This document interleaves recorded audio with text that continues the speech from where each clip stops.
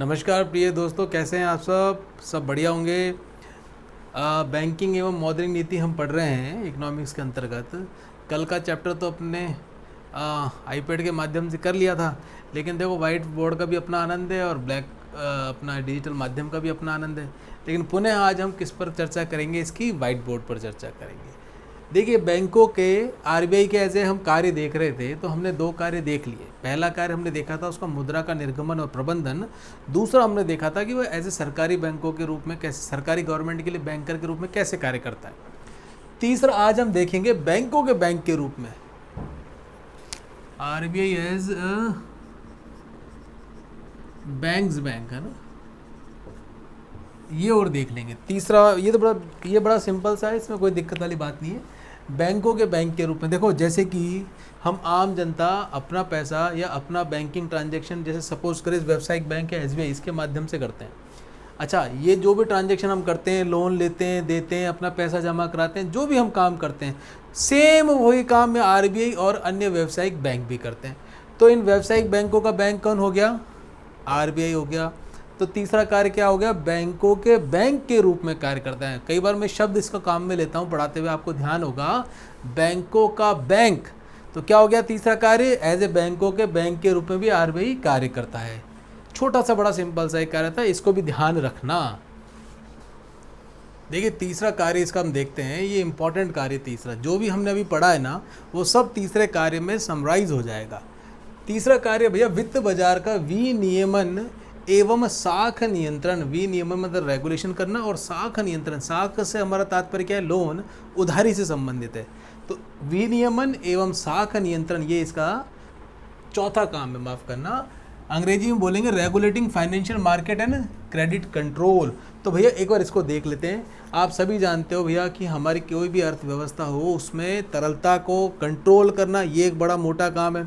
साथ ही साथ अर्थव्यवस्था में मंदी, तेजी, मुद्रास्फीति, ये भी मौद्रिक नीति का एक पार्ट होता है, कैसे कंट्रोल में रखा जाए। तो भैया एक तो ये लाइन का ध्यान करना है ना। इसके बाद मैं इसका बाइफिकेशन बता देता हूँ भैया, कितने प्रकार से हम मौद्रिक नीति को इम्प्लीमेंट करते हैं और उसे कितने कितने हम टाइप्स देखते हैं। इन सब का मिला जुला ही हम रूप बेसिकली जब मौद्रिक नीति बनाते हैं भारत में, तो उसका प्रयोग में लेते हैं। देखो, उस टर्मिनोलॉजीज़ हैं जो ये वर्गीकरण में मैंने आपके साथ डिस्कस करी है, आप सभी को आनी चाहिए। ये न्यूज़पेपर में खूब आती रहती है भैया कि इस बार आरबीआई ने चीप मनी पॉलिसी यूज़ में ले ली, डियर मॉनेटरी पॉलिसी यूज़ में ले ली। इन शब्दावलियों का आपको भान होना अत्यधिक आवश्यक है। और आपको ये भी ध्यान होना चाहिए, जो डिफ्रेंशिएशन अपन अभी करेंगे, कि भैया कि इस पर्टिकुलर वर्ड का कहाँ पर यूज़ एग्जैक्टली होना चाहिए। समझ गए? तो भैया एक तो इस शब्द पर ध्यान करना। अब मैं जो आपको बताने जा रहा हूँ, ये ऐसा एक बॉक्स बना लेना। आप जब नोट्स बनाओ इस टॉपिक के नीचे, तो उसमें ऐसे एक बॉक्स बना के मेंशन कर लेना। वित्त बाजार के विनियमन के लिए, देखो वित्त बाजार का जो रेगुलेशन कर रहा है आरबीआई, इसमें ध्यान रखना कि आरबीआई मौद्रिक नीति के द्वारा करता है, और ये मौद्रिक नीति बनाना और लागू करना, ये दोनों काम आरबीआई के हैं। स्टेटमेंट में यदि इस प्रकार का प्रश्न आ जाए तो टेंशन मत लेना, बनाना लागू करना दोनों आरबीआई कर रहा है। स्पष्ट है? मॉनेटरी पॉलिसी कमेटी उसमें कैसे योगदान देती है वह भी हम देखेंगे। अभी आप ये मान के चलें भैया कि भैया आरबीआई इसको लागू भी कर रही है और बना भी रही है। अच्छा, अब इसका मौद्रिक नीति का मुझे पार्ट आपको बताना चाह रहा था, किस किस प्रकार की मौद्रिक नीति टर्मिनोलॉजी हम यूज़ में लेते। देखो, ये मौद्रिक नीति है। अब मैं इसके 3 आपको फैक्टर्स बता रहा हूँ, किन फैक्टर्स के माध्यम से हमने इसका वर्गीकरण किया है। पहला, वित्त प्रणाली है जो, उसमें वित्त की मात्रा पर पड़ने वाले प्रभाव के आधार पर बनाई जाने वाली मौद्रिक नीति, वह कौन कौन सी होती है? तो संकुचनकारी और प्रसारणकारी। मैंने क्या लिखा? वित्त की, ऐसा कोई भी सिस्टम आपके देश में काम कर रहा है जिसमें वित्त की मात्रा, मतलब पैसा कितना आ रहा है, जा रहा है, उसकी मात्रा, शब्दों पे ध्यान देना, वित्त की मात्रा पर पड़ने वाला प्रभाव संकुचनकारी, प्रसारणकारी। यदि आप कोई ऐसी पॉलिसी बनाते हैं, मौद्रिक नीति बनाते हैं, जिसके माध्यम से पैसा कम हो जाए या पैसा बढ़ जाए बाजार में, तो वो कैसी मौद्रिक नीति कहलाएगा? आपका वित्त प्रणाली, मतलब मनी सप्लाई। मात्रा पे ध्यान रखना, समझ गए? अब इसमें आप कौन कौन से अस्त्र शस्त्रों को यूज़ में ले सकते हो, जो हमने तय किया था, आपसे चर्चा भी करी थी। आप सही दिशा में जा रहे हो। CRR और SLR को यदि आप बढ़ा दो तो क्या हो जाएगा, CRR SLR यदि आपने बढ़ा दी तो बाज़ार में से पैसा आपने खींच लिया, बैंकों में खींच लिया ना, तो वो कैसे हो जाएगी, संकुचनकारी। आपने मौद्रिक नीति का संकुचन कर दिया, अंग्रेजी में बोलेंगे उसको कॉन्ट्रैक्शनरी मॉनेटरी पॉलिसी। इसमें भी संकुचनकारी मौद्रिक नीति, आप मौद्रिक नीति और जोड़ लेना, इतना तो बेसिकली आप कर ही लोगे। दूसरा प्रसारणकारी या प्रसारकारी। प्रसार में क्या हो गया, हमने CRR को कम कर दिया, मतलब कि रिजर्व बैंक के पास बैंक को पैसा कम रखना है। दूसरा हमने SLR की मात्रा जो थी एज ए प्रतिभूति, कैश या गोल्ड, इन तीनों के रूप में जो बैंक अपने पास रखता है, इसको आपने कम कर दिया, तो भैया तो भी आपके पास बैंक के पास पैसा बढ़ जाएगा और बाज़ार में ऑटोमेटिकली पैसा बढ़ जाएगा। समझ गए। तो भैया मेरा कहने का तात्पर्य क्या है कि वित्त की मात्रा पर पड़ने वाला प्रभाव के माध्यम से दो तरह की हम मौद्रिक नीति देखते हैं। एक तो हम देखते हैं कॉन्ट्रैक्शनरी मॉनेटरी पॉलिसी और एक देखते हैं एक्सपांशनरी मॉनेटरी पॉलिसी। देखो अंशुली, तुम्हारे जो 3-4 प्रश्न थे मैं अभी लास्ट में ले लूँगा। वैसे तो उनमें से 1-2 प्रश्नों का उत्तर तो लेक्चर में भी डिस्कस किया था, पर एक बार मैं पुनः वो चारों प्रश्न ले लूँगा। अभी देख लूँगा आपके वो प्रश्न और उसको मैं डिस्कस कर लूँगा। जैसे ही अपना ये आज का लेक्चर फिनिश होगा तो लास्ट के 5-7 मिनट में आपके चारों प्रश्नों का उत्तर दे दूंगा और संभवतः वो चारों 5 प्रश्न अन्य कई विद्यार्थियों अभ्यर्थियों के भी मन में होंगे, उनको देख लेंगे यार, और बीच में आएंगे तो मैं आपको डिस्कस कर ही दूंगा। अच्छा, दूसरा होता है वित्त की लागत। देखो वित्त की लागत, अब मुझे बताओ वित्त की लागत क्या होती है।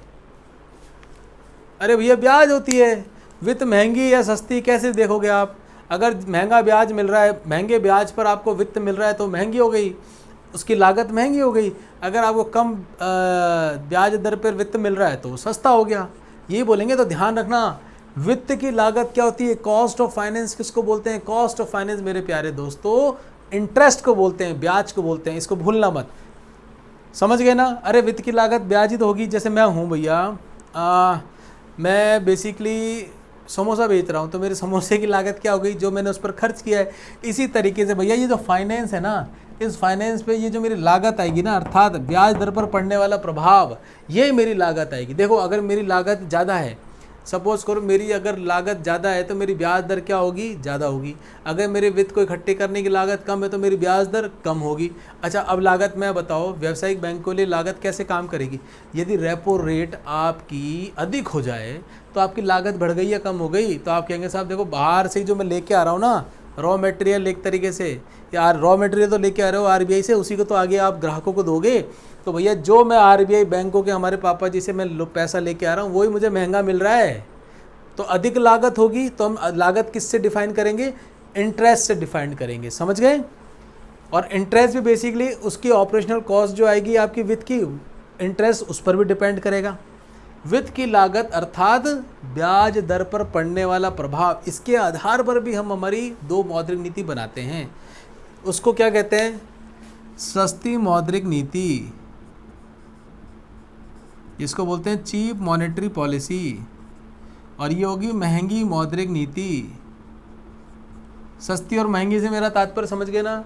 अब मैंने आपको एक एग्जांपल दिया था, भैया अभी मैं RBI से लोन लेके आ रहा हूँ, यदि अधिक ब्याज दर पे लेके आऊँगा तो मेरी मौद्रिक नीति कैसी हो गई, महंगी हो गई। भैया मेरी कॉस्टिंग ज़्यादा पड़ रही है, मैं आगे आपको लोन दूंगा तो अधिक ब्याज दर पे दूंगा, तो कैसी मेरी नीति हो गई, महंगी मौद्रिक नीति हो गई।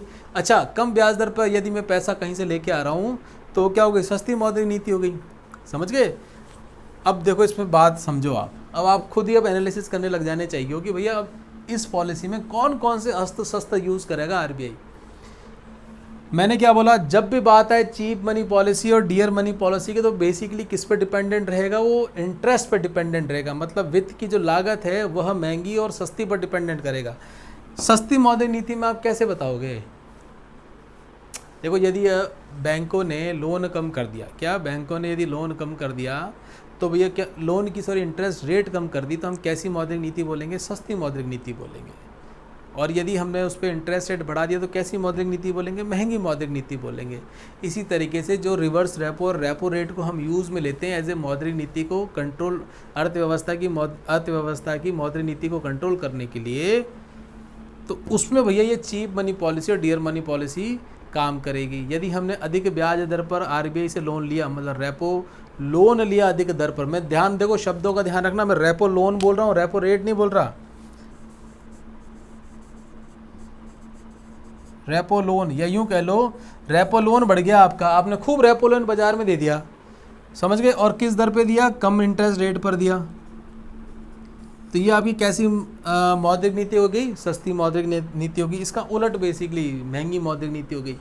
अच्छा, तीसरा क्या होता है, तीसरा होता है आर्थिक क्रियाकलापों के आधार पर। आर्थिक क्रियाकलाप आप सब जानते हो भैया, कुछ सामान बनाया, उसका बिजनेस किया, फिर हमने उसको खरीदा, मतलब उपभोग किया, ये सारे आर्थिक क्रियाकलापों के अंतर्गत आते हैं। एनसीईआरटी की क्लास और पुराने लेक्चर जिन्हें देखे होंगे वह इन शब्दों को आराम से फील कर सकते होंगे। हमने कहा कि आर्थिक क्रियाकलापों की मात्रा और उसके संरचना पर पड़ने वाले प्रभावों के आधार पर मौद्रिक नीति दो प्रकार की हम देखते हैं। एक तो होती है मात्रात्मक, एक होती है गुणात्मक। अब मैंने क्या, उसकी मात्रा और संरचना पर, यदि सपोज को हमने ऐसी मौद्रिक नीति बनाई कि उत्पादन कम हो गया, या हमने ऐसी मौद्रिक नीति बनाई कि फैक्ट्री में उत्पादन बढ़ गया, तो ये जो सारे कार्य क्रियाकलाप हम कर रहे हैं, इस प्रकार की मौद्रिक नीति को किस में हम लेके आएंगे भैया, मात्रात्मक और गुणात्मक पे। जैसे कई बार आप कहते हैं ना साहब, देखो आपके तो कारों की रेट बहुत बढ़ गई, क्यों साहब, उत्पादन महंगा हो गया। अब उत्पादन महंगा का एक तो इस कारण से हो सकता है कि भैया आपका सप्लाई कम आ रही हो सामान की, या दूसरा कि जो आप प्रोक्योरमेंट कर रहे हो वह आपको महंगा प्रोक्योरमेंट करना पड़ रहा है, समझ गए। तो ये जितनी भी मात्राएं देखेंगे हम कि आपके आर्थिक क्रियाकलापों पे जो मात्रा और संरचना पे जो प्रभाव पड़ रहा है, ऐसी मौद्रिक नीति को हमने दो प्रकारों में बांटा, एक क्वालिटेटिव और एक क्वांटिटेटिव, समझ गए। इनके बारे में मैं आपको विस्तार से बताऊंगा। ये आप समझ गए ना इन टर्मिनोलॉजीज़ को, संकुचनकारी, प्रसारकारी, सस्ती मौद्रिक नीति, महंगी मौद्रिक नीति, और इसको अभी मैं आपसे डिस्कस करूंगा। अच्छा, 2-3 टर्मिनोलॉजीज और रह जाती है, उनको मैं आपके साथ और डिस्कस कर लेता हूँ। एक टाइट मनी पॉलिसी और होती है। टाइट मनी पॉलिसी भी एक तरीके से देखा जाए तो आपकी महंगी मौद्रिक नीति, संकुचनकारी मौद्रिक नीति और सस्ती मौद्रिक नीति के अंतर्गत आएगी, समझ गए। इसको और समझ लेते हैं। 3 शब्दावली और समझ लीजिए इसके साथ साथ। देखो, एक होती है टाइट मॉनेटरी पॉलिसी, जिसको हम बोलते हैं कठोर मौद्रिक नीति। कठोरता से मतलब भैया, कई बार पिताजी बहुत कठोर हो जाते हैं ना आपके साथ, बहुत खर्चा करता है, इसके पैसे की कमी कर दो, इसको आप जो जेब खर्चा देते हो वो कम कर दो, समझ गए। या आप भैया हॉस्टल में रहते हो, इसको जो आप खर्चा भेजा करो कम करो, बहुत खर्चा करता है ये। तो बोलते हैं यार आजकल पिताजी बड़े कठोर हो गए, अब पैसा नहीं भेजते, अब कम पैसा भेजते हैं, कुछ जुगाड़ करूँगा भाई, बड़े भाई से लूँगा, माँ से लूँगा, चाचा जी से लूँगा, पिताजी तो बड़े कठोर हो गए हैं। तो ये कठोर मौद्रिक नीति वही है। ये जो पिताजी आरबीआई ये कठोर हो गए हैं, कठोर मौद्रिक नीति मतलब जो पिताजी आरबीआई हैं वो कठोर हो गए हैं। कठोर हो गए तो क्या करेंगे, ला सारा पैसा दे दे, संकुचन कर लेंगे आपके पैसे का, समझ गए। तो कठोर मौद्रिक नीति से हमारा तात्पर्य है कि ऐसी मौद्रिक नीति जो भैया संकुचनकारी तो हो ही हो, साथ में महंगी भी हो। देखो अब ये समझो आप, संकुचनकारी और महंगी, अभी हमने देखा था ना जो विभाजन किया था उसमें हमने पहला विभाजन देखा था संकुचनकारी और प्रसारकारी। अब देखो संकुचनकारी से मेरा क्या तात्पर्य हो गया, मैंने आपसे क्या कहा, सीआरआर और एसएलआर को यदि आप बढ़ा दो तो बैंकों के पास क्या हो जाएगा, पैसा कम हो जाएगा।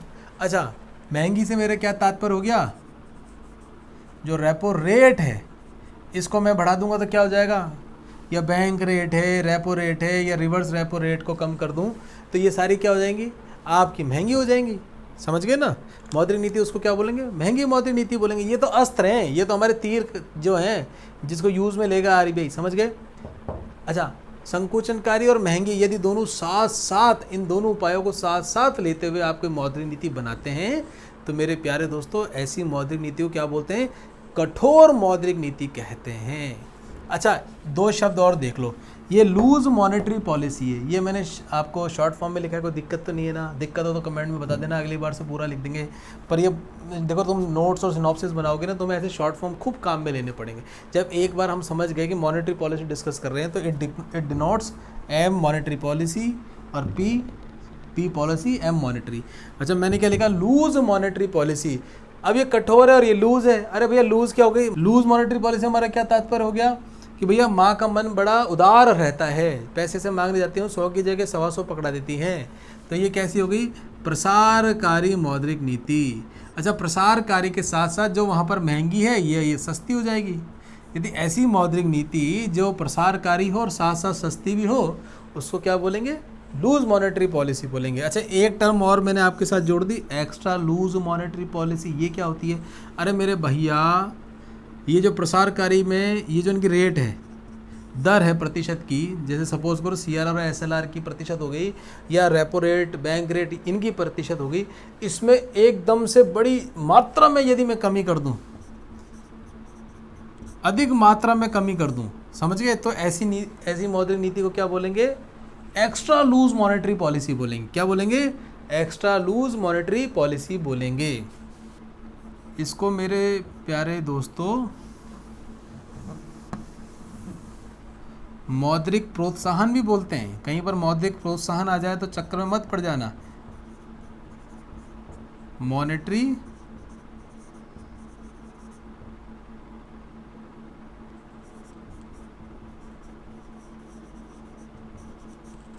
स्टिमुलेशन, समझ गए? मौद्रिक प्रोत्साहन व मॉनेटरी स्टिमुलेशन कहते हैं।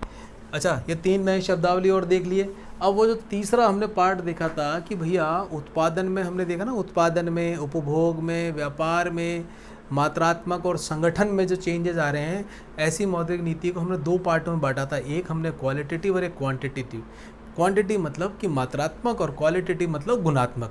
उनको भी देखते हैं, है ना।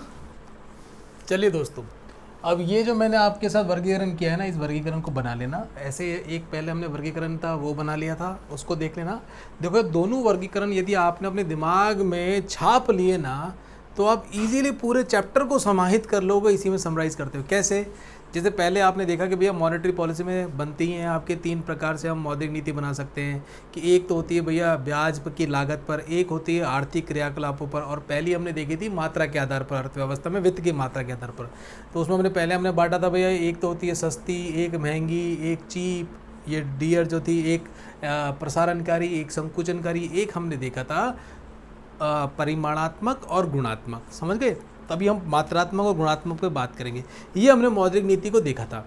अच्छा, उसके बाद फिर ये आप देखिए कि भैया जो तीसरा उसका पार्ट हमने लिया था क्वालिटेटिव और क्वांटिटेटिव मौद्रिक नीति का, उसमें जो आप देखेंगे भैया इसके लिए कौन कौन से टूल्स आप काम में लेते हो। क्वांटिटेटिव मौद्रिक नीति में किस प्रकार के साधन आप काम में लेते हो मौद्रिक नीति को कंट्रोल करने के लिए। क्वालिटेटिव मतलब कि गुणात्मक में किस प्रकार की टूल्स आप काम में लेते हो, उनको देखेंगे, जिसके माध्यम से मौद्रिक नीति या मौद्रिक अर्थव्यवस्था में मुद्रा की आपूर्ति और मांग को हम कंट्रोल करते हैं। किसको? वित्त का विनियमन और उसका साख सृजन को हम, या साख नियंत्रण को कंट्रोल करते हैं। समझ गए? ठीक है, तब एक बार ये देख लो। मैं आपको ये डिस्क्राइब कर देता हूँ। इसके बाद मुझे नहीं लगता है कि इसमें आपका और कोई डाउट रहना चाहिए। जो आपके साथ 2 वर्गीकरण किए ना, इसको अच्छे से समझ लेना। तो जो चौथा पॉइंट है ना अपना, वित्त बाजार का नियमन एवं साख नियंत्रण, ये आपको एब्सोल्युटली क्लियर हो जाएगा। इवन एब्सोल्युटली क्लियर ही नहीं हो जाएगा, इन 2 वर्गीकरण के माध्यम से आप अपने दिमाग के माध्यम से बैठ के ब्रेन स्टॉर्मिंग भी कर सकते हो। कैसे? आपको क्या करना, इसको ग्राफ को बैठना। अच्छा, अर्थव्यवस्था में देखो इस समय मात्रात्मक उपकरण को काम में लिया जा रहा है। अभी ये मैं बताऊंगा, रेड में लिखा है मैंने LF और VR। फिर आपको मालूम हो जाए रेपो रेट। अच्छा, ये होता है रेपो रेट कम ज़्यादा कर दिया तो इससे अर्थव्यवस्था में क्या प्रभाव पड़ेगा। अच्छा, रिवर्स रेपो रेट ये होता है, इसको कम ज़्यादा कर दिया तो अर्थव्यवस्था में क्या प्रभाव पड़ेगा। इसी तरह CR और SLR में यदि मैं कोई चेंजेस कर देता हूँ एज ए RBI, आप अपने आप को RBI मान के चलना, तो अर्थव्यवस्था में किस प्रकार के वित्त का सिस्टम रहेगा, वित्त का प्रभाव बढ़ेगा या कम होगा। फिर ओपन मार्केट ऑपरेशंस के भी प्रभाव आपने देखे थे, सिक्योरिटीज़ को खरीदना बेचना। बैंक रेट भी हमने देखी थी, MSF भी हमने देखा था। MSF हो गया मार्जिनल स्टैंडिंग फैसिलिटी। इसको लिख देता हूँ मैं।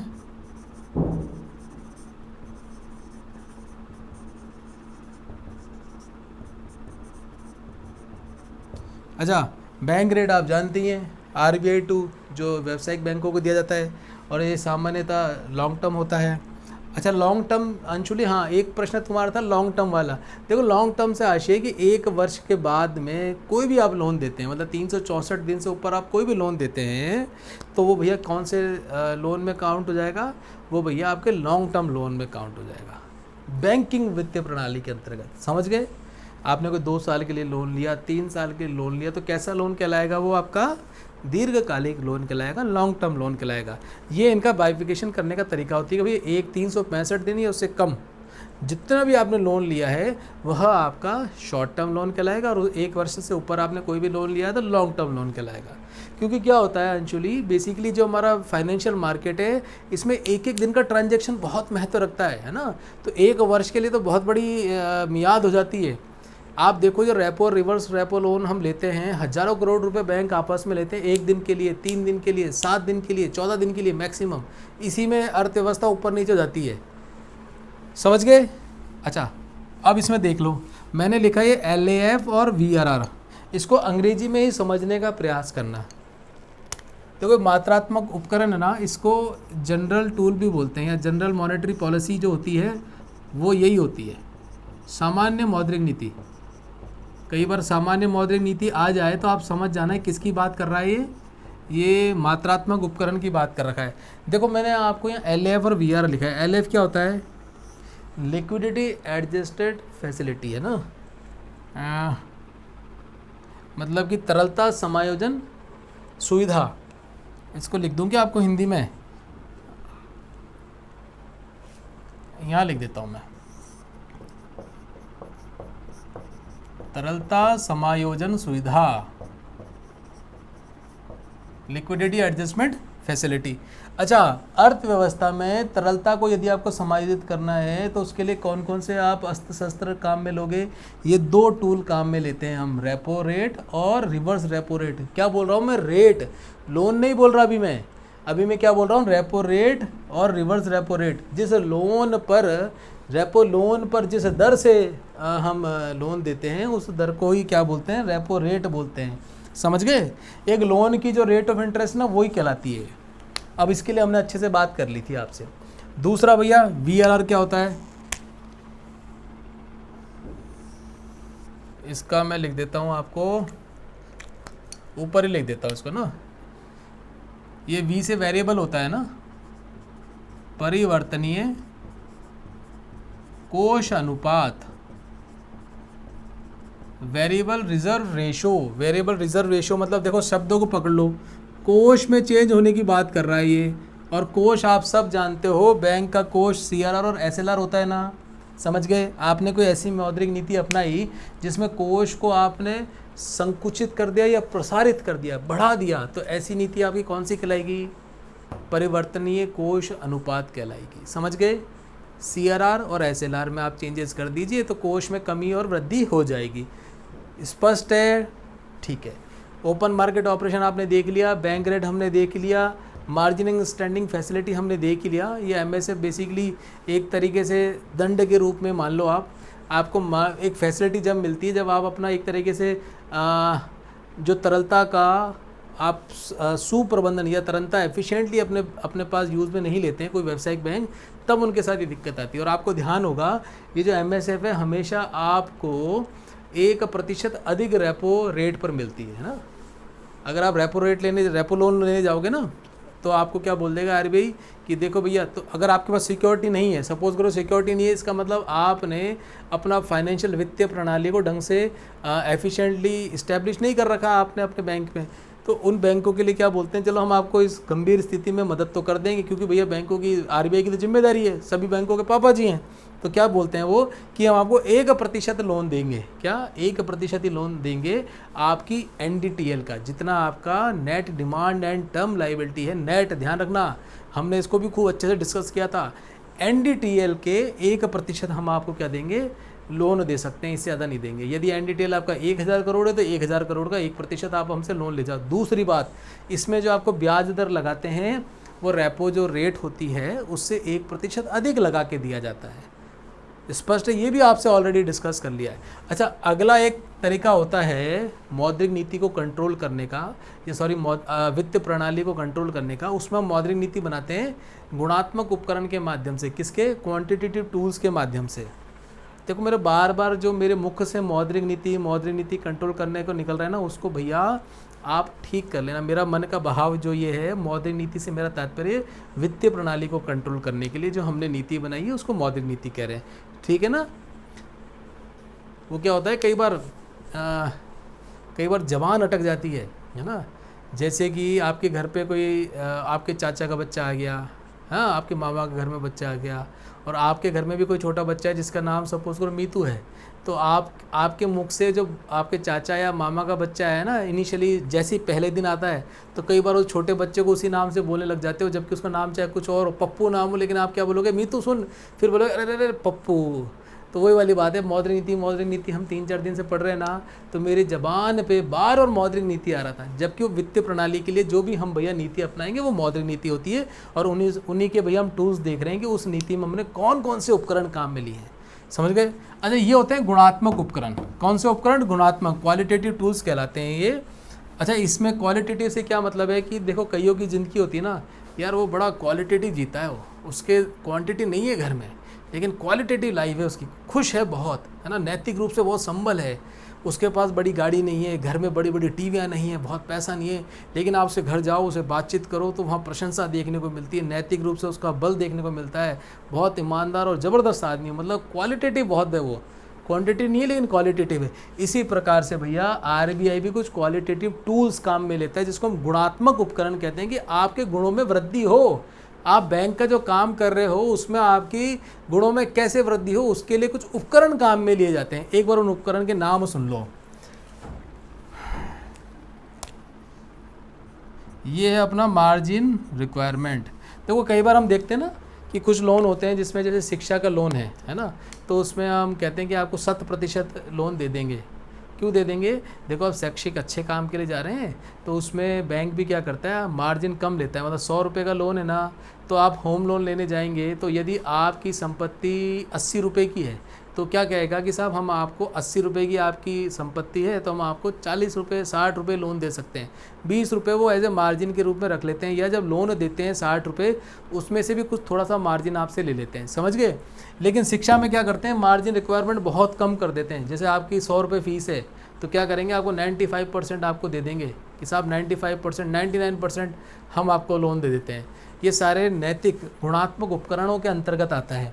अगला होता है कोलेटरल रिक्वायरमेंट। जैसे कोलेटरल रिक्वायरमेंट मैंने आपको उससे चर्चा करी थी भैया, क्या होता है, धरोहर। जैसे कि पुनः हम कोई मकान के लिए लोन लेके आते हैं तो उसमें बैंक वाले को हमारे मकान के कागज़ उसके पास धरोहर के रूप में रख के आते हैं, उसको क्या बोलते हैं, कोलेटरल बोलते हैं। आप जैसे कोई लोन लेने गए, उसने बोला कि घर में कोई सोना है क्या, सोना आप गिरवी रखाते हो तो वो भी सोने के बदले में आप लोन लेके आ रहे हो। कोलेटरल मतलब धरोहर रख के आप लोन लेके आते हो। तो धरोहर को भी भैया कम कर देते हो या ना कर देते हो तो किस में आते हैं, गुणात्मक उपकरणों में भी आते हैं, समझ गए।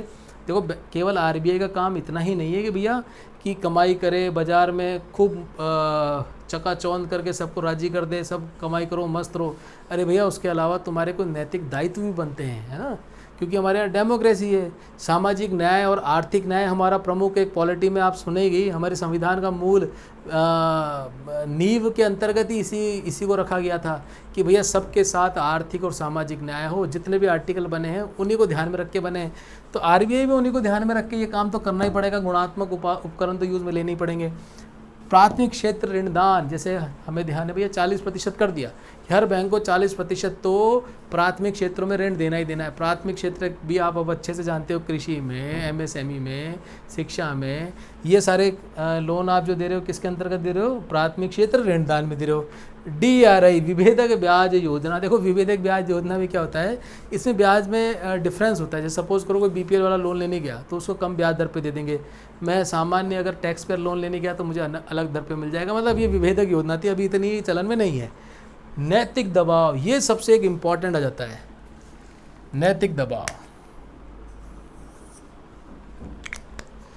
नैतिक दबाव में क्या होता है, मैं आपको इस नैतिक दबाव के 2-3 कीवर्ड लिखवा देता हूँ। अच्छा ये तो आपको क्लियर है ना, यहाँ तक क्वालिटेटिव और क्वांटिटेटिव इसके हमने उपकरण देख ली। ये सारे उपकरण आपको ध्यान में होने चाहिए और इनका विशेष ध्यान रखना LAF का और VRR का, समझ गए। लिक्विडिटी एडजस्टमेंट फंड मतलब कि तरलता समायोजन सुविधा, इसके अंतर्गत आप तरलता को समायोजित करते हैं। अगला हो गया VRR, इसको वेरिएबल रिजर्व रेशियो बोलते हैं। परिवर्तनीय कोष अनुपात, कोष में परिवर्तन के माध्यम से मौद्रिक नीति हम बनाते हैं। ये हमारे टूल्स हैं, इनके माध्यम से हम मौद्रिक नीति को इम्प्लीमेंट करवाते हैं। OMO, बैंक रेट, MSF, उधर गुणात्मक के उपकरण, इनको लिख लेना और जब रिवाइज करो तो केवल इन 2 डायग्राम को बैठ के रिवाइज कर लेना, पूरी मौद्रिक नीति रिवाइज हो जाएगी। हाँ, नैतिक दबाव को मैं आपको 2-3 कीवर्ड लिख देता हूँ। एक्चुअली क्या है, ये जो नैतिक दबाव है ना मेरे प्यारे दोस्तों, ये बड़ा इंपॉर्टेंट फैक्टर आरबीआई के लिए काम करता है मौद्रिक नीति को कंट्रोल करने के लिए। इसके दो छोटे छोटे से कीवर्ड हैं, वो मैं आपको बता देता हूँ। नैतिक दबाव देख लीजिए, अंतिम जो बिंदु था हमारा गुणात्मक उपकरणों में। देखो मुझे एक चीज़ बताओ, गांव में यदि किसी परिवार के खिलाफ कोई अफवाह फैल जाए या सही बात ही बाहर निकल आए चार दीवारी से, तो उस घर की स्थिति क्या होगी? दयनीय हो जाएगी ना। अब जैसे भैया वो रिया चक्रवर्ती थी, रिया चक्रवर्ती है ना, कल का उसका इंटरव्यू देखा, कैसा झूठ बोलते हैं साहब हैं। लेकिन हुआ क्या, मीडिया ने जो रिपोर्टिंग करी उसके माध्यम से क्या हो गया, अब नैतिक दबाव बन गया ऐसे लोगों पर। क्या नैतिक दबाव बन गया? अब वो नैतिक दबाव कितना सफल होता है ये दूसरा विषय है, लेकिन एक बड़ा नैतिक दबाव बना। इसी प्रकार से क्या होता है, जो आरबीआई होती है वो इस पे पहले तो ध्यान रखना, ये आरबीआई का एक बड़ा अस्त्र है। देखो स्टेटमेंट में कहीं आ जाए ना तो ध्यान रखना, नैतिक दबाव भी उसका एक सेकंड इंपॉर्टेंट टूल है मौद्रिक नीति में। हाँ, बड़ा अस्त्र है। कैसे कि मुझे बताओ, अगर कोई बैंक ढंग से काम नहीं कर रहा है और आरबीआई का स्टेटमेंट आ जाता है, सपोज करो आईसीआईसीआई के लिए आ गया कि आईसीआईसीआई अपने वित्तीय प्रबंधन को ठीक करें, ये स्टेटमेंट किसने दिया? बैंकों के बैंक पापा जी आरबीआई ने दिया। तो क्या होगा बाजार में? मेरा यदि खाता हुआ ना आरबीआई में और आईसीआईसीआई बैंक में और आरबीआई ने स्टेटमेंट दे दिया, तो सबसे पहला काम क्या करूँगा? भाग के जाऊँगा और मेरा सारा पैसा निकाल के लेके आऊँगा। आईसीआईसीआई बैंक में हलचल मच जाएगी मात्र एक स्टेटमेंट से ही, समझ गए आप? तो भैया नैतिक दबाव भी बनाते हैं ऐसे। अगर देखो क्या होता है, पहले तो वो अपने सारे मौद्रिक टूल्स यूज़ में लेते हैं उस बैंक के प्रति कि भैया देखो आप अपना सीआरआर ठीक रखो, एसएलआर ठीक करो, नियंत्रण रखते हैं, पेनल्टीज़ लगाते हैं यदि आप इन वैधानिक उपकरणों को जैसा आरबीआई कह रही है उसके अनुसार काम में नहीं लेते हैं या उनके अनुसार नहीं चलते हैं तो आप पे पेनल्टीज़ लग जाती हैं। और यदि आप फिर भी नहीं मानते हैं तो लास्ट में आरबीआई ये स्टेटमेंट, अगर एक हल्का सा भी स्टेटमेंट मार्केट में दे दिया ना, तो भैया तुम्हारे लिए तुम्हारी खुद की गुडविल संभालने के लिए बहुत पापड़ बेलने पड़ जाएंगे, समझ गए? तो भैया सार्वजनिक रूप से जारी वक्तव्य, इसके अगर आरबीआई ने ऐसा वक्तव्य जारी कर दिया तो भैया इनके आचरण पे रात दिन का प्रभाव पड़ जाता है बैंक के ऊपर, कोई भी व्यावसायिक बैंक के ऊपर या ऐसे कोई भी फाइनेंशियल इंस्टीट्यूट के ऊपर। तीसरी बात आरबीआई को, लेकिन भैया एक चीज़ का ध्यान रखना चाहिए, जो नैतिक दबाव से संबंधित कोई भी वक्तव्य आप निकालते हो किसी भी बैंक के प्रति, तो भैया वो अंतिम विकल्प के रूप में ही काम में लेवे। ऐसा नहीं कि पहली बार में ही आपने स्टेटमेंट जारी कर दिया। हाँ, उससे पहले आपके जो मौद्रिक नीति के अस्त्र शस्त्र हैं उन टूल्स को काम में ले लो भैया, पेनल्टी वगैरह लगा दो, रेगुलेशन अन्य माध्यमों से कर लो, अपने अधिकारी को भेज के वहाँ पर काबू में करवा लो। ऐसा नहीं पहले दिन ही आपने स्टेटमेंट दे दिया तो रहा सा बैंक मजबूत नींव वाला भी ढह के नीचे गिर जाएगा। इतनी इंपॉर्टेंस होती है भैया इन स्टेटमेंट्स की, समझ गए? मॉरल प्रेशर से मेरा क्या तात्पर्य था? नैतिक दबाव। चलिए देखो एक बहुत बड़ा अपना इसका एक कार्य पूरा हो गया है, किसका? आरबीआई का। इसके अन्य दो कार्य और हैं, उनको और देख लेते हैं। चौथा कार्य था ये, देखिए पांचवा और इम्पॉर्टेंट एक काम होता है इसका, विदेशी विनिमय पर नियंत्रण, फॉरेन एक्सचेंज पर कंट्रोल करना। देखो इसको समझो, फॉरेन एक्सचेंज पे क्यों कंट्रोल करना, पहले तो समझो क्या ज़रूरत पड़ी भैया कि जो विदेशी जो पैसा आ रहा है हमारे देश में उसको कंट्रोल करना क्यों? अरे भैया देखो, जो हमारा जो ये रुपया है ना, हमारा अपना जो पैसा, अपना रुपया जो ये है, अपना सब कुछ है, इस रुपये की जो कीमत को स्थिर बनाए रखने का काम भी किसका है? आरबीआई का है। देखो अगर हमारे देश में डॉलर की अत्यधिक कमी हो गई, मतलब जो हमारी एक तिजोरी थी जिसमें विदेश का पैसा पड़ा हुआ था, विदेशी पैसे पड़े हुए थे, यदि उसकी अत्यधिक कमी हो गई तो हमारे रुपए की कीमत बिल्कुल गिर जाएगी। जहां हम $1 पे अभी 70-80 रुपये एक्सचेंज करते हैं, यदि हमारी तिजोरी में पैसा नहीं रहा, डॉलर नहीं रहा, तो क्या हो जाएगा? डॉलर की डिमांड बढ़ जाएगी। अच्छा, डॉलर की डिमांड क्यों बढ़ जाएगी? अरे भैया हमारी इकनॉमी में हम एक्सपोर्ट कितना सा एक्सपोर्ट करते हैं, हमारी जो बैलेंस ऑफ पेमेंट है, या यूँ कह लें कि हमारा जो एक्सपोर्ट और इंपोर्ट है उसमें अंतर बहुत बड़ा है। हम इंपोर्ट ज़्यादा करते हैं, एक्सपोर्ट कम करते हैं। देखो अभी सरल भाषा में तुम्हें बता रहा हूँ, इसके बाद जब मुद्रास्फीति पढ़ेंगे, फिर जब फॉरेन रिजर्व या फॉरेन एक्सचेंज के बारे में पढ़ेंगे, तब इन टर्मिनोलॉजीज़ को आपको क्लियर कर देंगे। लेकिन अभी इतना समझ लो कि भैया हम विदेश से जो माल मंगाते हैं वो ज़्यादा मंगाते हैं और संपूर्ण विश्व को जो माल भेजते हैं बेचते हैं वो कम बेचते हैं, समझ गए? तो उसकी वजह से क्या होता है, यदि भैया मुझे बताओ हमें तेल लेना है, सारा तेल तो हम भैया विदेशों से लेके आते हैं, समझ गए। अब मुझे बताओ, तेल तो भैया को रुपए में लेता है क्या वो? ईरान के साथ जरूर हमारा MOU है, एग्रीमेंट है, जिसके माध्यम से ईरान हमसे रुपए में ले लेता है ना, कि भैया आप रुपए में भी हमसे तेल खरीद सकते हो। लेकिन भैया विश्व में क्या ऐसी स्थिति है कि नहीं है? विश्व में तो भैया हमें क्या करना पड़ता है, डॉलर में ही हमें तेल खरीदना पड़ता है। अच्छा मुझे बताओ, आपके पास डॉलर नहीं है और देश में बिना पेट्रोल के तो हाहाकार मच जाएगा। अब पेट्रोल तो चाहिए, उसके लिए आप क्या करोगे, आपको भैया डॉलर लेके आना पड़ेगा। अब डॉलर आप जिनसे खरीदोगे उनको मालूम है कि भैया ये जो भारत देश है इसको तो अत्यधिक आवश्यकता है डॉलर की, तो क्या बोलेगा, $1 दूंगा 200 रुपये का, चाहिए तो लो नहीं तो मत लो। आप झक मार के भी लोगे, समझ गए। 1991 में जो IMF ने, वर्ल्ड बैंक ने, WTO ने हमारे ऊपर जो नियम कायदे डाले थे, जब हमारी अर्थव्यवस्था को खोलने के लिए बात किया था, या हम यूँ कह लें कि हमने इकोनॉमिक, हमारे यहाँ पे एक रिनेसा किया था, है ना, आर्थिक परिवर्तन जो हुए थे बहुत सारे, वो इसी कारण तो हुए थे भैया। हमारे पास फॉरेन रिजर्व मात्र 6 से 7 दिन का ही बचा था। इतने बड़े विशाल देश में मात्र फॉरेन रिजर्व 7 दिन का बचा था, तब जाके भैया 91 में हमें हमारी अर्थव्यवस्था को ओपन करना पड़ा। ठीक है, समझ गए भैया। तो पहला काम, मतलब इसमें फॉरेन एक्सचेंज में जो हमारे प्यारे इस रुपए की कीमत है, इसको स्थिर रखने का भी काम RBI का है, और इसलिए वो विदेशी मुद्रा का क्रय व विक्रय भी हमारा RBI ही करता है। अच्छा, और इसके लिए हमने एक तिजोरी बना रखी है जिसको हम बोलते हैं विदेशी मुद्रा कोष, फॉरेन एक्सचेंज रिवर, या फॉरेन रिजर्व बोलते हैं, समझ गए। अच्छा, इस फॉरेन रिजर्व का संरक्षण कौन करता है? इसका संरक्षण करने वाला भी RBI है। देखो इसके अंतर्गत कार्य ध्यान आ गए ना, कि भैया विदेशी मुद्रा का क्रय विक्रय RBI का कार्य। यदि आपसे इसके निमित्त कुछ पूछ लिया जाए कि विदेशी विनिमय पर जो नियंत्रण करते हैं, इसके निमित्त कार्य बताओ RBI के, विदेशी मुद्रा का क्रय विक्रय, दूसरा विदेशी मुद्रा कोष का संरक्षण। अच्छा मुझे एक चीज़ बताओ, ये आप कह दो कि सर RBI क्यों खरीदता है और किसी और को बोलते हो ना खरीदने के लिए। देखो भैया, यदि आपने RBI को नहीं दिया ये काम और किसी और को भी पकड़ा दिया, तो क्या होगा, देश में अराजकता की स्थिति कैसे उत्पन्न हो जाएगी। एक तो भैया स्मगलिंग ज़बरदस्त रूप से बढ़ जाएगी, क्योंकि भैया फॉरेन में आप जो एक्सचेंज कर रहे हो, यदि आपने कोई दूसरा प्राधिकरण बना दिया तो बड़ी गड़बड़ हो जाएगी। हम हमारे फॉरेन रिजर्व ये जो तिजोरी है, इस तिजोरी को कैसे मेंटेन कर पाएंगे। इसलिए यदि आपके दिमाग में ये प्रश्न आता है तो ध्यान रखना, इसीलिए भैया ये केवल और केवल किसके पास रहेगा, RBI के पास रहेगा।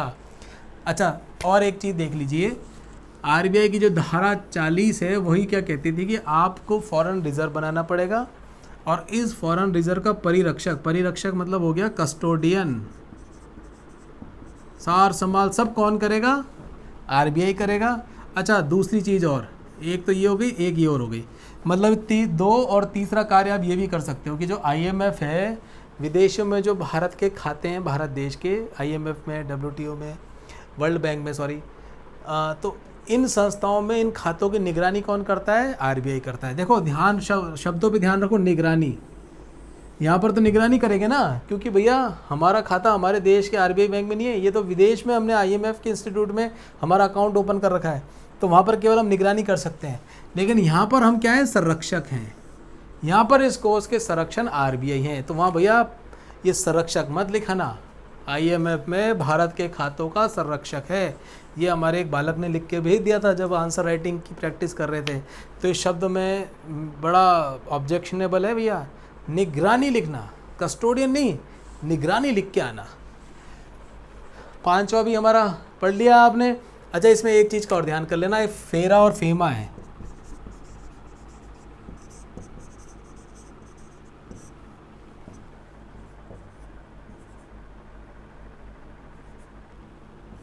देखो ये 2 कानून है, फेरा और फेमा। फेरा तो क्या दोस्तों ख़त्म करके फेमा चालू कर दिया, 1994 में आया था, ये बहुत कठोर कानून था। अब इस 94 में क्या कर दिया, आपको नियंत्रण करने की जरूरत नहीं विदेशी विनिमय की, अब आप क्या करो, उसका प्रबंधन करो। फेमा कानून के अंतर्गत ये बात हुई थी, समझ गए। इसको और जब हम विस्तृत रूप में समझेंगे, जब फॉरेन रिजर्व के बारे में, तीसरा जो इसका अगला अध्याय होगा, इसके बाद जो मुद्रास्फीति पढ़ाऊँगा मैं, उसके बाद हम चर्चा करेंगे फॉरेन रिजर्व की, उसमें इसको कंप्लीट कर लेंगे, है ना। चलिए, छठा काम भी देख लें फटाफट, अन्य कार्य देख लेते हैं प्यारे दोस्तों। देखो, स्वतंत्रता प्राप्ति के बाद आप सभी जानते हो कि हमारे देश में आर्थिक विकास की अत्यधिक आवश्यकता थी। तो आर्थिक विकास को करने हेतु आरबीआई का अपना एक बड़ा योगदान था। तो इसी निमित्त क्या हुआ था, आरबीआई के कार्यों में बड़ा डाइवर्सिफिकेशन आ गया था, मतलब कि कई अन्य प्रकार के भी कार्य उसको करने पड़े थे, और वह कार्य कई आज भी करता है।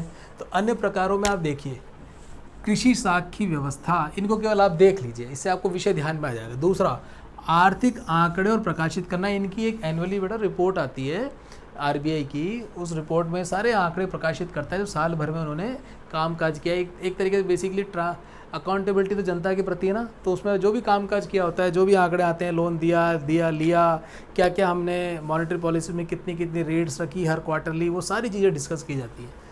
तीसरा, समाशोधन गृह कार्य, ये जो क्लियरिंग होती है, जैसे भैया आप चेक देते हो ना बैंक में, ये चेक कितने दिन में क्लियर हो रहा है, कितने दिन में ग्राहक के पास पैसा पहुंच रहा है, ये समाशोधन करने का कार्य कहलाता है, ये समाशोधन गृह कार्य है। मूल्यवान वस्तुओं का क्रय विक्रय भी भैया ये करता है, और आईएमएफ में भारत सरकार की ओर से हमारा आरबीआई प्रतिनिधित्व भी करता है। अन्य प्रकार देख लिए। अब मैं आपके साथ जो वर्तमान में अभी जो अगस्त में शायद 5 या 6 अगस्त को जो मॉनेटरी पॉलिसी डिक्लेयर हुई थी, उसमें जो नई अपनी इंटरेस्ट रेट बता रखी हैं, जो प्रमुख हमारे बिंदु हैं मॉनेटरी टूल्स के, उनको देख लेते हैं ना। वो मैं आपको एक बॉक्स में या उनके 4-5 चीज़ है, मैं उनके नाम लिख के उसके आगे रेट ऑफ इंटरेस्ट लिख देता हूँ, तो आपको विषय ध्यान में आ जाएगा। देखो दोस्तों, 6 अगस्त 2020 को मॉनेटरी पॉलिसी जो रिलीज़ हुई थी, उसमें इन रेट्स को चेंजेस किया नहीं गया है। तो एक बार ये देख लो कि अभी वर्तमान में आज के डेट में जो रेट्स हैं, प्रमुख रेट्स मॉनेटरी टूल्स के, वो ये हैं।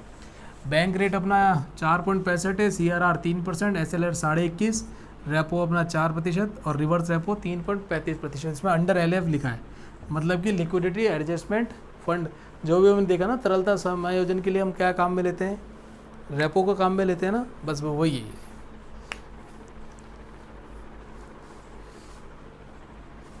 ठीक है, आज मेरे प्यारे दोस्तों इतना ही करेंगे।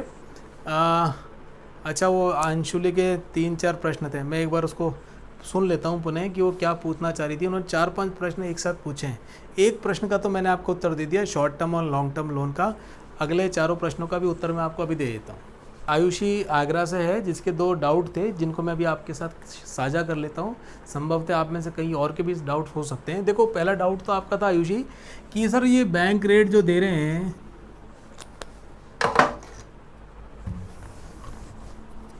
पहला था आपका कि सर ये जो बैंक रेट दे रहे हैं, इस बैंक रेट में लॉन्ग टर्म आप किसको बोलोगे और शॉर्ट टर्म अन्य लोनों में किसको बोलोगे। ये तो अभी आपने डिस्कस कर लिया था भैया, 1 साल से ऊपर की वित्तीय प्रणाली में जो भी लोन है सबको लॉन्ग टर्म मान के चलो। अब उससे कम वाले शॉर्ट टर्म हो गए, क्योंकि क्या होता है आयुषी, 1 दिन, 7 दिन, 3 दिन के जो आप रेपो लोन लेते हैं ना, एक्चुअली इस फाइनेंशियल मार्केट में 1-1, 2-2 दिन में ही एकदम से आप देखते हैं ना कि मार्केट में आपका सेंसेक्स एकदम से बहुत 300-400 पॉइंट गेन कर लिया, एकदम से 600 पॉइंट गिर गया। ये जो आपकी वित्त का प्रवाह होता है या मार्केट का जो सिनेरियो होता है, वो फाइनेंशियल मार्केट में बहुत इंस्टेंटली रिएक्ट करता है। तो इसलिए भैया 1 साल में ये जो आप लोन लेते हो ना, आप देखो रेपो लोन 1 दिन, 2 दिन, 3 दिन, 7 दिन, 14 दिन के लिए होता है, और इसमें यदि सकारात्मक चेंजेस आपको मॉनेटरी पॉलिसी में देखने को मिलता है तो बाजार का सेंसेस एकदम से बढ़ भी जाता है, मतलब सकारात्मक व्यवहार चालू जाता है आर्थिक क्रियाओं में। तो इसलिए शॉर्ट टर्म 1 वर्ष से कम, लॉन्ग टर्म 1 वर्ष से ऊपर, सिंपल, इसको ये समझ के चलो। दूसरा जो आपने पूछना चाहा था वो ये था कि सर जो हमने रेपो लोन समझा था कि आरबीआई ने एसबीआई को लोन दिया, मतलब क्या दिया, रेपो लोन दिया, और रेपो लोन दिया तो एसबीआई ने क्या किया था, एसबीआई ने अपनी सिक्योरिटीज़ दी थी इनको, ये कागज़ के टुकड़े दे दिए थे इनने, और इसके बदले में आरबीआई ने इनको पैसा दे दिया था, लोन दे दिया था। अच्छा, आपने फिर पूछा कि सर ये बताओ एसबीआई 7 दिन के लिए लिया या 3 दिन के लिए लिया, लेकिन एसबीआई की स्थिति ऐसी नहीं थी कि वापस अपनी ये प्रतिभूतियों को रीपरचेज कर सके, समझे, क्या कर सके, रीपरचेज ये कर सके। अब लेकिन भैया क्या हुआ, अब इस केस में क्या करेगा आरबीआई के पास तो सिक्योरिटीज़ पड़ी है, तो आरबीआई क्या करेगा, ठीक है भैया तूने लोन नहीं चुकाया ना, कोई दिक्कत नहीं, तेरी में मेरे पास सिक्योरिटीज़ पड़ी हैं। और हमने जब ये पढ़ा था रेपो लोन, तो उसमें हमने देखा था कि ये क्या होती है, कोलेट्रल्स होती हैं, धरोहर होती हैं, और धरोहर किसके पास होती है, आरबीआई के पास होती हैं। तो आरबीआई इसका मालिक है, आपने समय पर नहीं दिया, एग्रीमेंट हुआ था ना कि आप समय पर वापस में ये प्रतिभूतियाँ हमसे लेके जाएंगे, तो बड़ी सिंपल सी बात है, आरबीआई क्या करेगा, इसको बेच देगा, बाजार में बेच देगा, कोई नहीं रोक सकता इसको।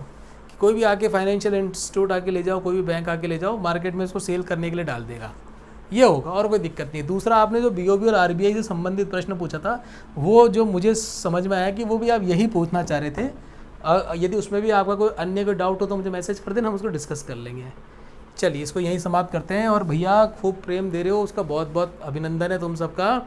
लेकिन ये प्रेम प्यार तुम्हारा जब भी काम आएगा जब इसको पढ़ाई लिखाई कर लोगे, नहीं तो हम राजी राजी सब गुड़ी गुड़ी आपस में बातें करते रहेंगे ना तो सब बेकार है।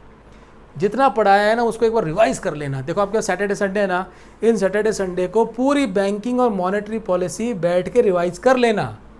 ज़्यादा बड़ी नहीं है, तुम्हारा रिवीजन बहुत क्विक हो जाएगा। और एक बार रिवीजन करने के बाद यदि तुम्हारे कोई भी डाउट्स रहते हैं सबके, तो मुझे मैसेज कर देना, एक सेशन ले लेंगे जिसमें तुम सबके डाउट्स हाथों हाथ क्लियर कर दूंगा। तो इसी नोट पर आज का हम सेशन समाप्त करते हैं। और कल के सेशन में जो मुद्रा का स्टॉक वाला आपसे रह गया था ना, M0, M1, M2, M3, M4 जो डिनोमिनेशन रह गया था, देखो उसको मैं आपको कल जो केस स्टडी लूँगा डीमोनेटाइजेशन की, उस डीमोनेटाइजेशन की केस स्टडी के साथ डिस्कस कर लूँगा। डीमोनेटाइजेशन की केस स्टडी आप सबके दिमाग में आनी चाहिए। क्यों आनी चाहिए? हाँ, ये हो सकता है कि भैया कि उसको आज 3 साल होने को आए, इसकी वजह से आपके लिए वो ध्यान में नहीं हो, लेकिन आपको एक विषय ध्यान में आना चाहिए कि साहब एक चीज़ बताओ कि इतना पैसा डीमोनेटाइजेशन में डिपॉजिट हुआ था बैंक में, तो बैंक को तो फिर आंख मीच के लोन दे देना चाहिए था। करेगा तो सही है बैंक कि भैया मेरे पास तो इतना सारा पैसा इकट्ठा हो गया, समझ गए, तो मैं क्या करूँगा, लोन बांटूंगा। जहाँ 8% होम लोन दे रहा था वहाँ 6% इंटरेस्ट रेट पे दे दूंगा। किसी को गाड़ी को 10% ब्याज दर पे मैं लोन दे रहा था गाड़ी का, उसको भी दे दूंगा 7-6% पे ले जा, क्योंकि मेरे पास तो इतना पैसा इकट्ठा हो गया। समझ गए, लोगों का डिपॉजिट आ गया ना। और उसी के रेशियो में CRR और SLR भी आपको मेंटेन करना पड़ेगा। अच्छा सॉरी, अब इसमें ध्यान देने वाली बात क्या है, 2 बातें हैं। तो इसमें भैया RBI ने इस स्थिति पर कैसे नियंत्रण पाया, मौद्रिक नीति में उसने क्या चेंजेस किया, या अपने ऐसे कौन कौन से टूल्स अपनाए जिनके माध्यम से उसने बैंकिंग सेक्टर में जो अत्यधिक रूप से आधिक्य के रूप में जो पैसा डिपॉजिट हुआ था उसका कंट्रोल कैसे किया, ये कल की केस स्टडी में समझेंगे। और कल की केस स्टडी में M1 का मुझे बहुत यूज़ में लेना पड़ेगा, मनी सप्लाई का, तो उसके तुरंत बाद मैं आपको M1, M2, M3, M4 और M0 के बारे में चर्चा कर लूँगा। मुद्रा गुणक हम समझ चुके हैं, और वो मुद्रा की मांग और आपूर्ति वाला जो चैप्टर है उसमें लास्ट में एक छोटा सा कॉलम बना लेना, और उसमें ये M0, M1, M2, M3, M4 क्या होता है वो लिख लेना, तो आपको बड़े अच्छे से क्लियर हो जाएगा। चलिए इसी नोट पर बाय बाय, राम राम, शाम शाम, यहीं पर आज इसको छुट्टी करते हैं, कल फिर मिलेंगे। और देखो करंट अफेयर्स के लिए भी बात आप जो कर रहे थे, जो मैं आपसे डेली शेयर करता हूँ दैनिक जागरण के इंपॉर्टेंट न्यूज़, उनको पढ़ लिया करो। अच्छा, उस कई न्यूज़ ऐसी होती हैं कि उसमें काम की केवल 1 या 2 चीज़ होती है। अब उसको कैसे पढ़ें सर, क्या पूरा अखबार पढ़ें या जो आपने भेजा उसको पढ़ें, लेकिन उसमें से काम का क्या देखें? उसके लिए मैं आपके लिए सैटरडे संडे को एक सेशन ऑर्गेनाइज कर लूँगा, और संभवतः इसको प्रयास करेंगे कि कंटिन्यू रख लें कि डेली की डेली न्यूज़ मैं आपके साथ डिस्कस कर लूँ, उसमें से क्या आपको इंपॉर्टेंट देखना चाहिए। वो आपको एक बार अभ्यास हो गया ना, तो फिर आपको ज़रूरत नहीं पड़ेगी मेरी, आप खुद ही कर लिया करोगे। ये डेली जो आते हैं ना कि साहब ऐसे कर लो वैसे कर लो, उसकी आवश्यकता नहीं पड़ेगी आपको, आप खुद ही कर लोगे, क्या ज़रूरत है। आपने ग्रेजुएशन कर ली, आपको पढ़ना लिखना आता ही है, तो भैया खुद सेल्फ स्टडी करोगे और खुद की तैयारी से ये परीक्षा क्लियर होगी, किसी और की तैयारी करवाने से नहीं होगी। हाँ, मैं आपके लिए केवल एक फैसिलिटेटर का काम कर सकता हूँ, आपको पूरा मटेरियल एक जगह ला के आपको दे सकता हूँ, उस मटेरियल को रिवाइज़ करना और उसको यूज़ में करना तो भैया तुम्हारा ही काम है। और उसके लिए मुझसे जो मदद चाहिए कभी भी ले लेना, ठीक है। Bye bye.